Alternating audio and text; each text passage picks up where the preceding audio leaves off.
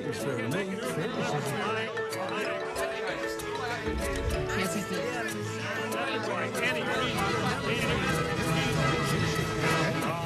Well, if you don't know what fair is, you can't make it look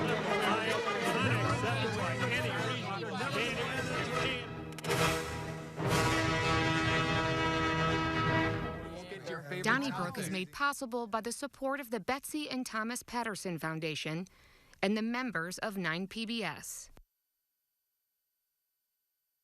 Joining us for another edition of Donnybrook. I don't know how we did it, but we got through all that snow that was predicted this week by the area meteorologist. Thank you so much, Weatherman, for helping us out. Let's meet the talented panelists who will answer questions and share opinions on this edition. Wendy Wiese from KTRS. Bill McClellan from the St. Louis Post-Dispatch. From Raw Story and the Riverfront Times, Ray Hartmann, and Alvin Reid from the St. Louis American. By the way, we have new artwork on the set. It's from Ben Kelly. Thanks a lot, Ben. And on the second half of this program, we're going to be joined by Betsy Bruce, Don Johnson, and Don Marsh, part of the broadcasting Mount Rushmore here in St. Louis. If there were three great broadcasters ever, they would be among the, they're in the top pantheon for sure. They're going to be on next up with Alvin and Wendy.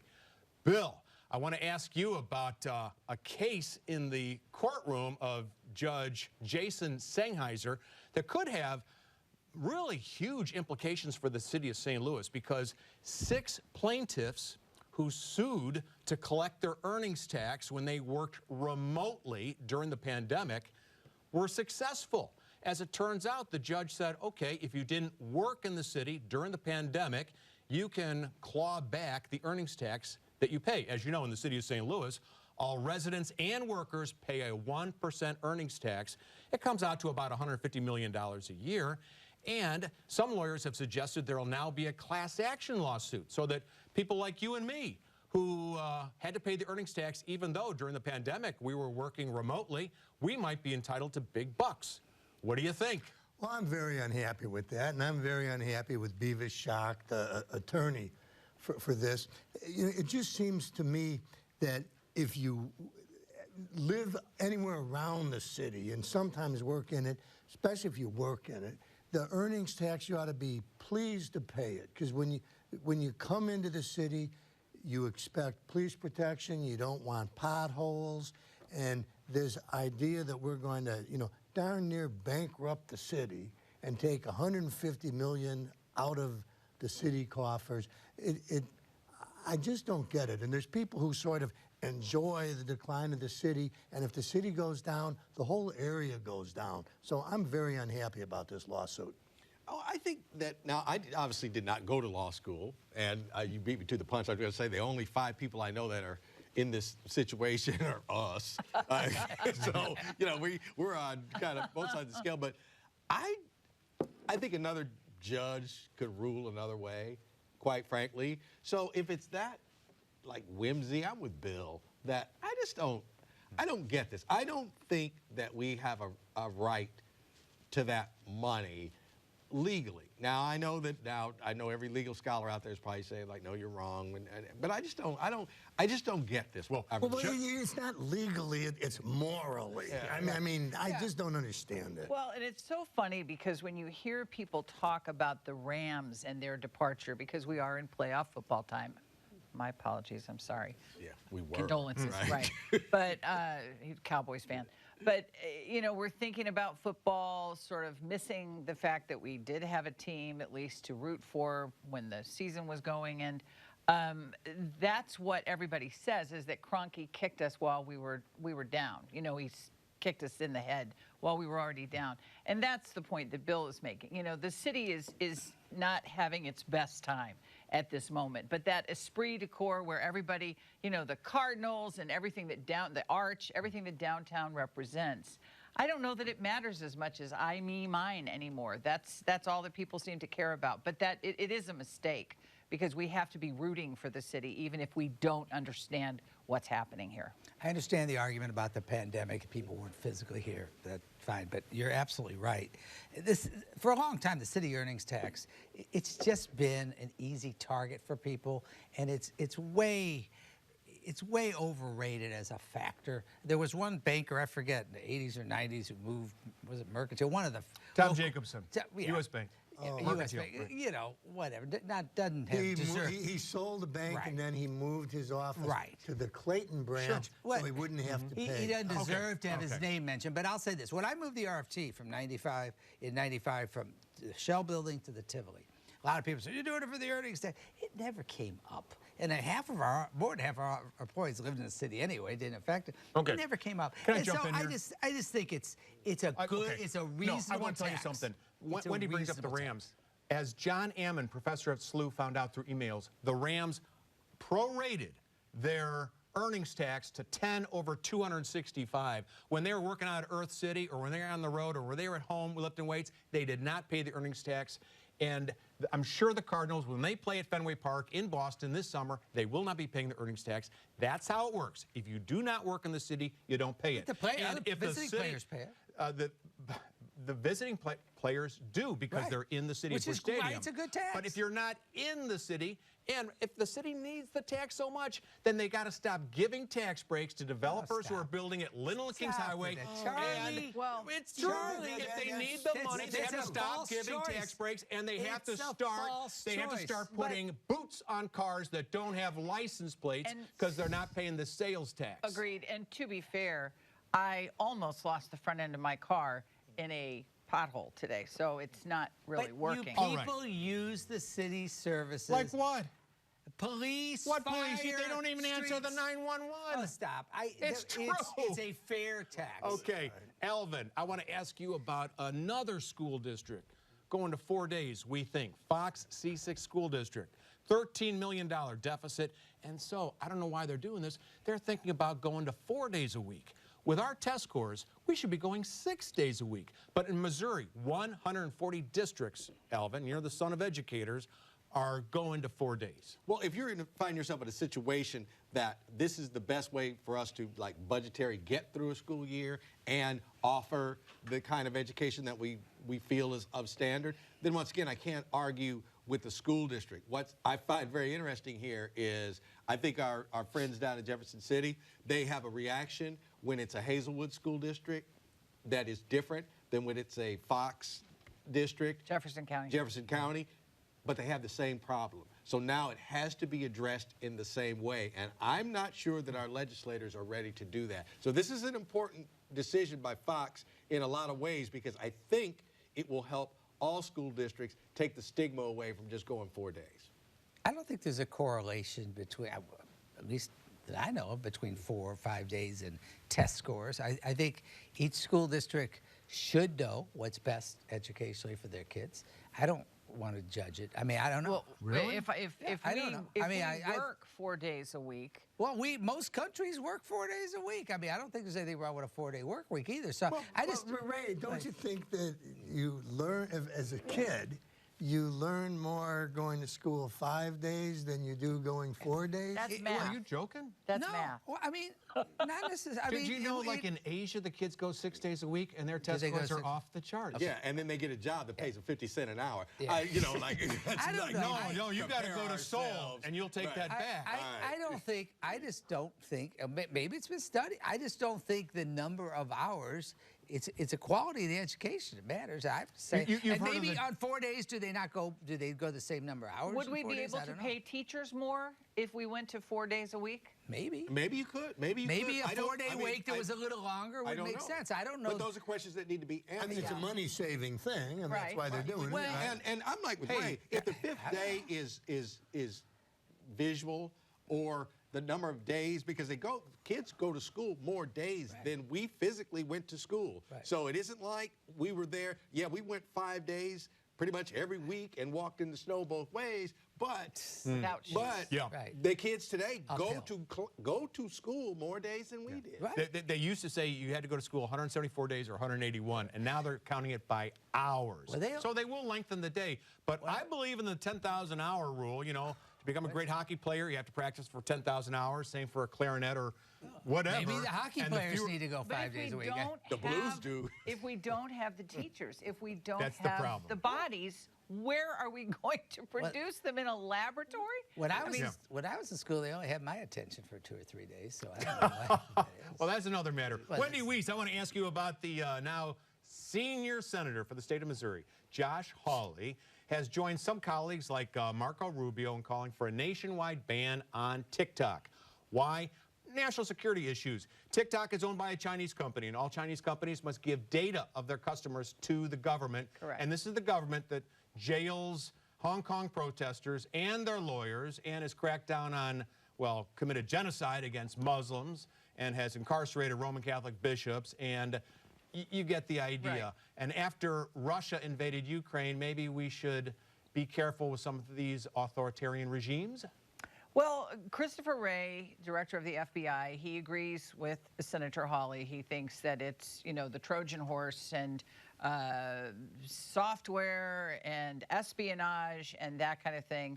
But at the end of the day, TikTok is one of those, it's one of those apps that I think it has provided Americans with a real laugh when they needed it during the pandemic. And I can hear people, whether it's at work or in my own house, that they're laughing, and they're laughing at TikTok. And I understand that's the nature of the Trojan horse. But if Senator Hawley is trying to build a political base, this might be a rather precarious way of going about it on a national level, because it's a very popular. It's and the they most don't popular care app about now, yeah. China because we all have iPhones. We all have other devices that apparently have the same kind of backdoor issues, don't we? First of all, I think it's ridiculous. I mean, it's from a standpoint of just free speech or free expression or whatever you want to call it. It's stupid. But in addition to that, it's interesting you say politics, because I don't think this is 99% political. I think it's 100% political. It's about bashing China, The boogeyman. to try to position himself for 24 for either president or vice president. Of course, I don't view Josh Hawley as having good faith about much of anything. He has been he's constantly beating up, trying to make himself the big anti-tech guy, the anti-China guy. That can flip in a second. This is pure politics, and it really doesn't substantively. It's very unfair to all the people who enjoy TikTok. Well, I shouldn't say anything about TikTok, never having enjoyed it, wouldn't know how to access it. But as far as privacy goes, that horse has left the barn. I mean, we don't have any privacy. They know what you watch, what you like, What you're going shopping for. Yeah. And so the idea that we're going to stop by, closing down TikTok, I wish it were so, but that's not going to happen. Well, he like to say, Mr. Hawley, oh, America first. Well, these are Americans that are on this. Like, They sorry, really that's love what you're their going to say. Like, TikTok. well, you Americans have no idea what you're doing, and you're out of your mind. Like, well, wait, they chose to do TikTok. Right. Yeah. No, I think he's onto something. I really do. There's a very well-written piece in today's Washington University student newspaper about anxiety and depression related to TikTok. It is extremely popular, and I like that phrase, Trojan horse. We don't know what's going on, and we don't want our own government to have our private information, let alone the Chinese But weren't government. you the one who wanted to arrest people for putting up lawn chairs at a parade on 4th of July? Was that you? I mean, I don't mean to call Non-sequitur you alert. Debbie Downer or No. Dorwood or Darren Downer. Wait, Charlie, let me I've ask had you. my share of unusual opinions. I agree. But in this case, we have In this case, information, you're right. commercial surveillance of Americans going to the Chinese government. I'm uncomfortable with All that. right, Charlie, Oh, for do you think, since the internet actually really got going in America, that the United States government has not been collecting information on every single one of us. Yeah. Do you believe that? I know that that's been true because it's been reported in the New York Times, that's Washington all Post, right. and elsewhere. Right. Okay. We're also, but we you know, didn't we're like it probably when collecting- George Bush was doing it. That's the thing. I imagine we're We have collecting cameras information. everywhere now. We're collecting information of people from China. I mean, do we really think in 2023 that we are going to isolate China? Is he kidding? China. Okay, right. No, we're All not right. going to isolate China. You said This China is- exactly the way as the former president. It just did I? made me China. laugh. No, Okay, okay. China. let's not talk about China. Let's China. talk about the state God. takeover, Ray, Yes, of China. of the police department. At a press conference yesterday, the Ethical Society of Police, which is an association largely of African-American police officers, joined the St. Louis POA, Police Officers Association, for the first time in a long time, agreeing on one thing, and that is they want the governor to take control of the police department in the city of St. Louis. For years, the state had it until 2011, when it went back from state control to the city.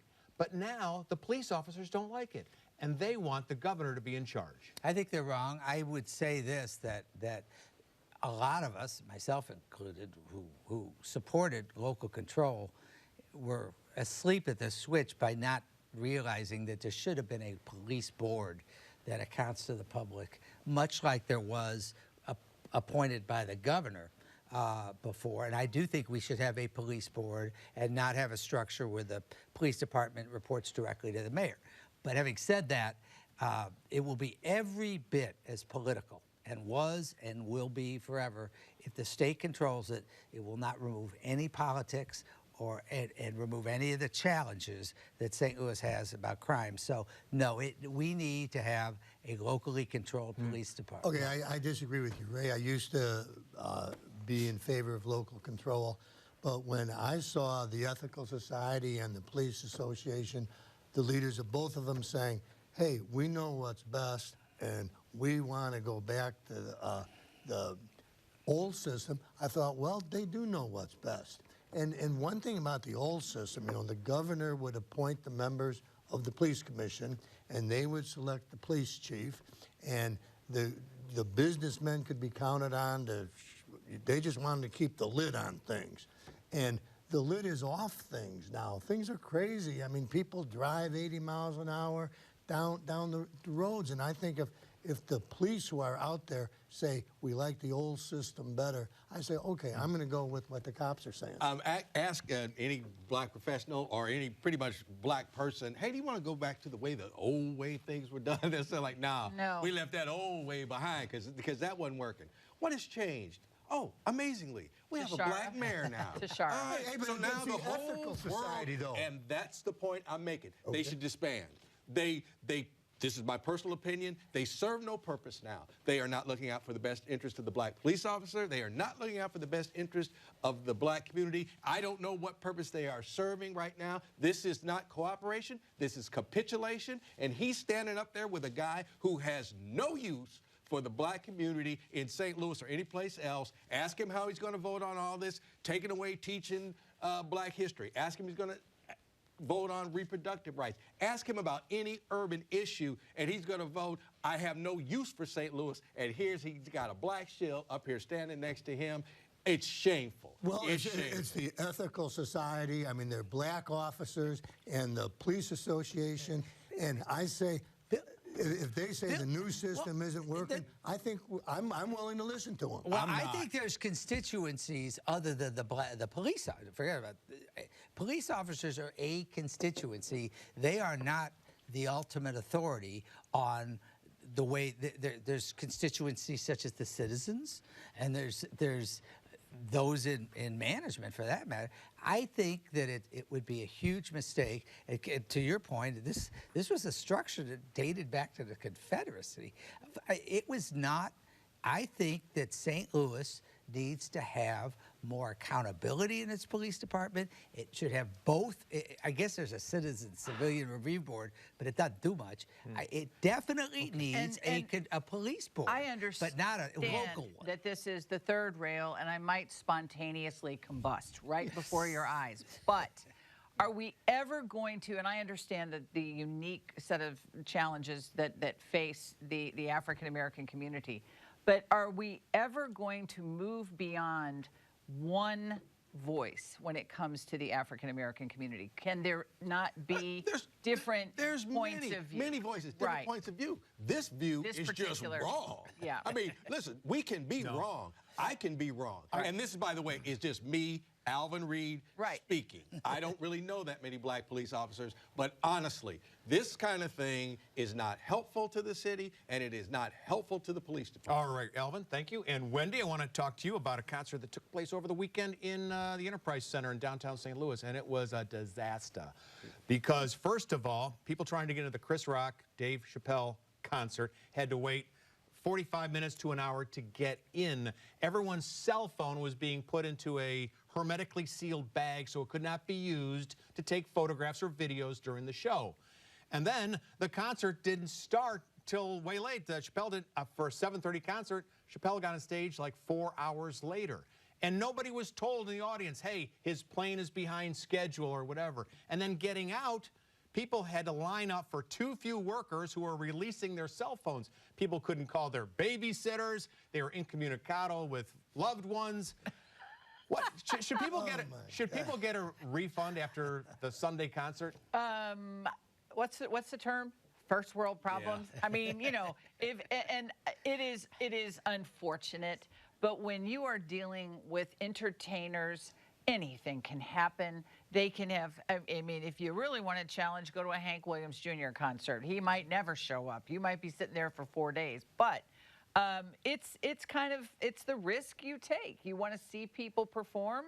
There are going to be certain hurdles. I think the whole hermetically sealed phone thing is going to have to be maybe re-examined and thought through again.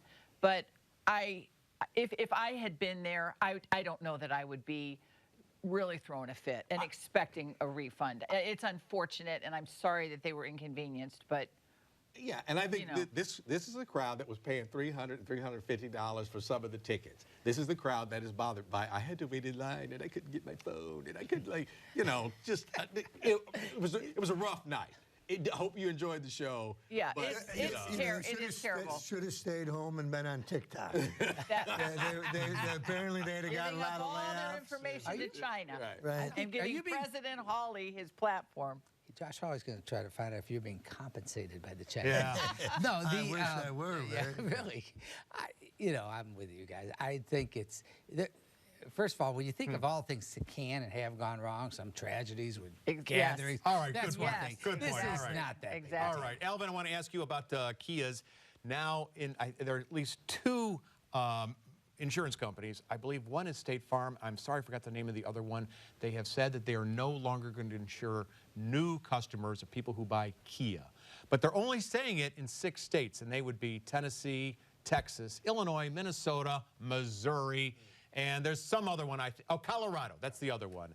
So who's to blame here? What do you think? Well, I guess we could stop blaming Bear Jones for all of the Kia thefts since all these other states are having the same problem. No, I have to stand with the insurance companies on this one, because if you buy a car that's easily stolen, they do have to react to that. I think just like, you know, if you buy any other product and it's already known to, like, be dangerous and it's still on the market, you know, that's kind of on you. So I stand with the insurance companies on this, and I don't really like them. I was just going to say, I disagree with the whole concept of standing with the insurance companies, but I would on anything, for any reason ever. However, I mean, to the extent they insure different cars for different premiums based on how new the car is or how expensive the car is, I can't imagine that they don't have the right to factor in the stealability of the car. But you know what? The funny thing is, if it's in 6 of 50 states, that means that 44 states don't have this problem.